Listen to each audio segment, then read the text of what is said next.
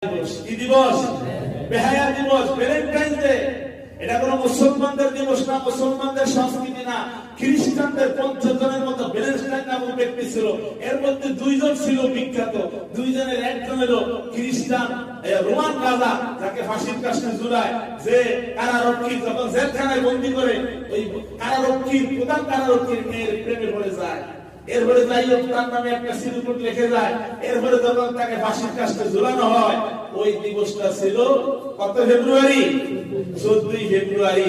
আর ওই দিবসটাকে আমার মুসলমান ছেলেরা, আমার মুসলমান মেয়েরা, যুবকরা, যুবতীরা পালন করে। পার্কের গোড়ায় গিয়ে বিভিন্ন গুরুত্বপূর্ণ পয়েন্টে গিয়ে যখন 14 ফেব্রুয়ারি আসে, তখন সেখানে তারা ভালোবাসা আদান প্রদান করে। নাউজুবিল্লাহ বলেন, এটা কোনো মুসলমানদের সভ্যতা হতে পারে না, মুসলমানদের সংস্কৃতি হতে পারে না। মুসলমান এই লাল চামড়াওয়ালাদের অসভ্য সংস্কৃতি পালন করতে পারে না। অতএব আমরা যারা আছি, আমাদের যাদের ছেলে মেয়ে আছে, আত্মীয় স্বজন আছে, আমরা তাদেরকে এখনো সতর্ক করবো।